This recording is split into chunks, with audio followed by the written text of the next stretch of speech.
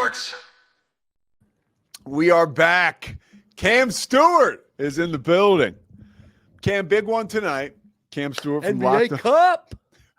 What was the topic on Locked On today? Oh shit, good question. Oh, who's gonna play quarterback for West Virginia this week? Oh, okay. Still don't know. We can talk about that for a second. Okay. Yeah. You want to talk about it now? So that sounds like what? Yeah. Right. Okay. So I don't know. I think I believe I have a theory on this, and I'm surprised. Oh, okay, so we're both in theory mode. So surprised it's pro Baylor. So I think that Nico Marchiol, right? Is that how you say it? Yeah, I think so. Marchiol, yeah. Nico Marchiol or Marchioli is young. He's a kind of a bit of a gunslinger, and I think you kind of know what you have with Garrett Greene. However, neither of them knows what they're going to go up against with Dave Aranda. You're talking about all kinds of coverages. Like I think whoever's going to play quarterback for you needs to be in the zone right now if you're Neil Brown. Scotty. I have a take on this, and I want to give credit to Travis Roeder because I saw him talk about it on Twitter first. Yeah. It should be Garrett Greene. I'm kind of a Garrett Greene stan, admittedly. But B, Curtis Rourke, Garrett Greene, these are Scotty's heroes. Rourke should be in the Heisman conversation. But B, the quarterbacks who've hurt Baylor this year are dual threat, particularly at Iowa State and the BYU. So Iowa State, but okay. I mean, yeah, Rocco can move, right? Like that's the dual threat quarterbacks add a wrinkle that Baylor has not consistently figured out every game this season. Okay, that's a very good take. It's a very good take, and I think that Neil Brown would agree with you on that, which I believe. So Garrett Greene 7-on-7 last week. That's as much as he did, and he's going to be practicing this week. So he's going to try to practice. I'm going to try to make it. Cam, do either of you guys have apparently any more? Practiced? Okay, they were reevaluating today. That was it. All right, that's a good theory, by the way. I think it's going to be Garrett Greene as well. If Garrett Greene can go, I mean, the mobility piece is, yeah. They're 4-2 in the conference, by the way, or 4-2. So they're weirdly like towards the top part of the Big 12. And Baylor has a history of laying eggs in Morgantown. They have never won there. Never won. Yep. Yeah. Never won. So Cam, are you excited for this game? No, because I've never won there. So nervous, man. 3:30 start. I think it's a team that's obviously got a legit shot of winning it. I'm not saying they're just going to go in there and get pounded. Or afternoon game helps for Baylor. Yeah, I saw the that night aspect out. Yeah, I saw that. Dodged that in Lubbock and now Morgantown this year. I like that. Hey, by the way, for somebody who's going to be, I'm working for Baylor tonight. What about? So what's the? I'm walking right into this one. What? So the theme tonight is it's a Baylor After Dark, Foster After Dark, and now it's wear black or what is that? Anthracite. What is that word? Anthracite. So okay, that's technically curious. The color. Yeah. What is anthracite? That's the color they wear on the road basketball uniforms and those new black football uniforms. It's technically anthracite. It's like a charcoal. Okay. Can we call it charcoal? So I guess they're going to be wearing anthracite tonight. I guess so. Did I talk to you about the gold uniforms? No. And how that should be their home uniform? The basketball? Yeah. Yeah. The gold one with the cursive Baylor. And no, but they're so attractive. They're so good. I'm telling you, they should be like the Lakers. Mm-hmm. The Lakers have gone away from it, but like the green and gold looks great. And so you throw white with green and gold. It's like, just, kind of let it be. You let it be. Yeah. Gold at home, anthracite / green on the road. Because you need to wear green at some point. I think it's a great look. Hey, Scotty, we'll bring yourself up real quick. Just the last question on this.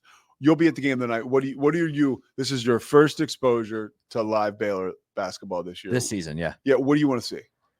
I want to see VJ find his rhythm offensively, because I think what's scary for the rest of college basketball is Baylor handled Arkansas pretty well. Yeah. And VJ was still struggling from the floor. And he's made a highlight reel play in each game, but he has not been very efficient offensively each game. And if that dude can figure out his role in efficiency with the offense, it's over for America. And I'm a homer here. I'm a Baylor guy all through and through, but we have blown a game really badly and won a game looking really good without VJ contributing much scoring wise. Yeah. Cameron? Yes. What are you looking forward to? Defensively. How much man, how much zone?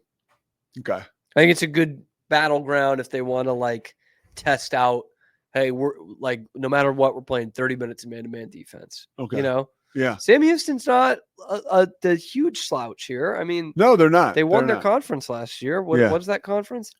It's Conference USA now, I think. It is CUSA? I was thinking that. But I never know who's in that anymore. That's tough. Yeah. So yeah, I mean, I'm interested to see, because if they're going to go zone all night tonight, then I'm like, this just might be what they are. Which I think just again, they were successful in that. I don't mind the zone in a vacuum. It's just how that's going to relate to their offense. Okay. Let's move to the football field. Okay. Okay. What has been the talk around the Baylor football team and this game ramping up to Saturday? I mean, honestly, most of it's been quarterback on the other side. Like, how does that change this game? There's been a lot of what we already talked about with the never winning in Morgantown. Yeah. It's a West Virginia defense that stops the run pretty well, which Baylor has not faced one of those in like a month. Yeah. And they've really exploited bad defensive fronts running the ball. I think that TCU game before the bye week was a great example of that, but they ran for like 340 the week before against Oklahoma State and another 270 or something against Tech the week before that.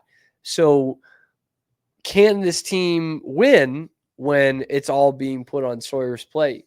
And that's not even necessarily like a Sawyer thing, because we saw him play pretty well against teams like BYU and Colorado and Iowa State, but they lost all those games and he was throwing it 45, 50 times.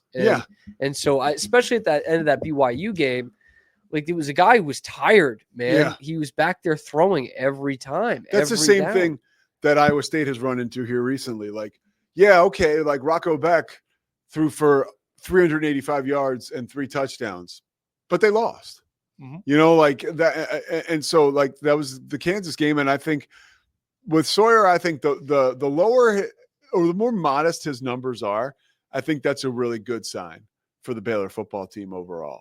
You know, that he's making the big throws, but they rammed it down the throat of Texas Tech and TCU, like, big time. Like, that one run, remember, like, late in the game that put them in field goal range? It was like, what's going, like, and there were other times too where Baylor became that team, and I don't know how sustainable this is.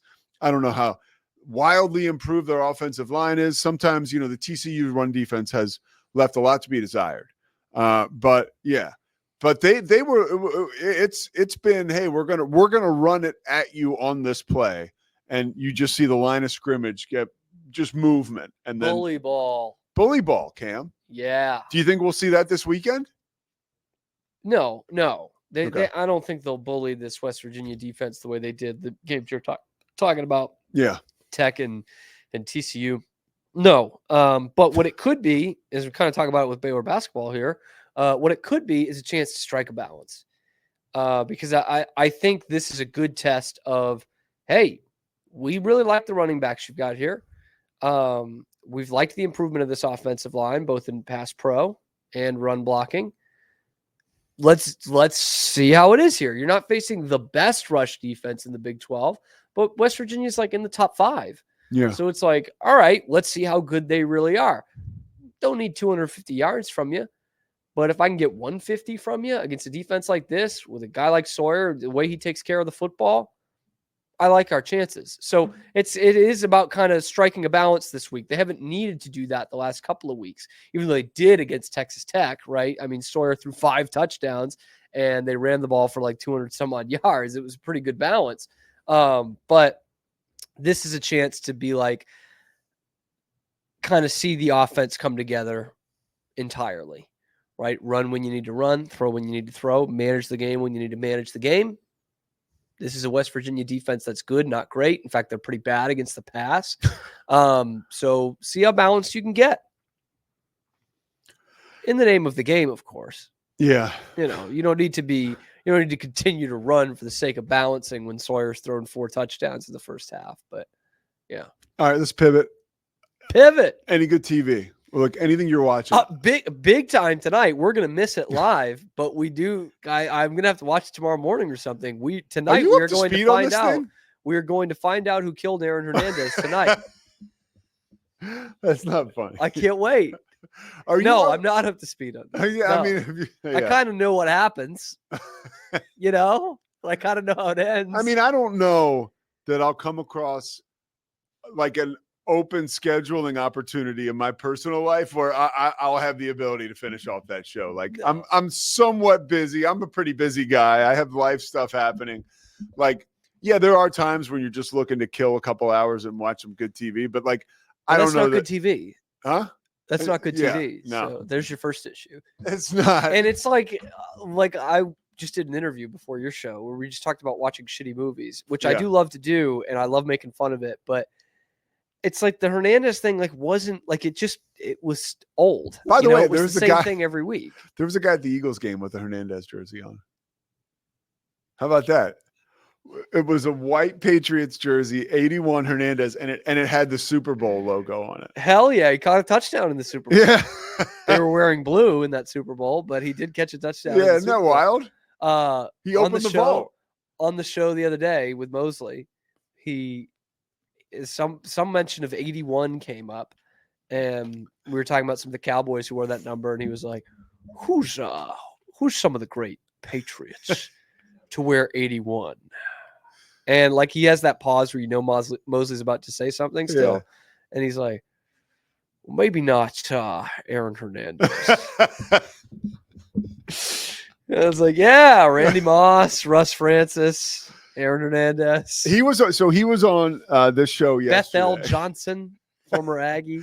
He was on this show yesterday, and he was throwing 100 miles an hour. Like really? I didn't want to clip this as a short because I don't like doing people like that. But he goes, yeah, he's more concerned about the curtains at the stadium than he is about his paternity test. I'm like, I mean, heck, that's where Mosley gets kind of Southern. He cares more about the curtains than the paternity test he's got to take.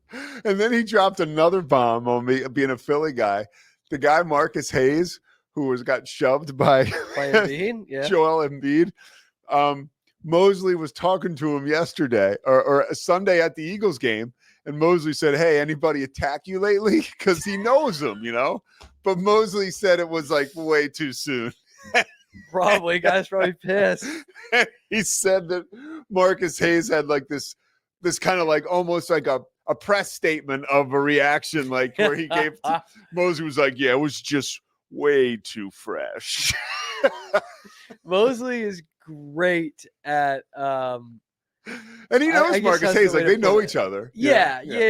Like he's great at obviously like walking that line of like Marcus Hayes isn't gonna not talk to him after that probably. Yeah. But he's like the king of like can't help himself. Yeah. A lot of times. He can't totally. It doesn't get him into hot water usually, but there's times where he just can't help himself. Oh my God. You can hear Cam with Matt Mosley today on ESPN. Yes. Central Texas. Cam Stewart. Always a pleasure, brother. Thank you, Pete. All right, King McClure. We're about to effort King during this break. We expect him coming up on the other side of the break. I want to talk to King, and this is why you got to stay with us. Of what was it like in that Baylor locker room after that drubbing against Gonzaga? What's it like today for Baylor as they get ready to play their first home game? And of course, we'll get into the roster, some personnel stuff, and also I'm curious to see what he thinks about this team now in light of the coaching changes. We'll be back after this. It's the Sousa Show.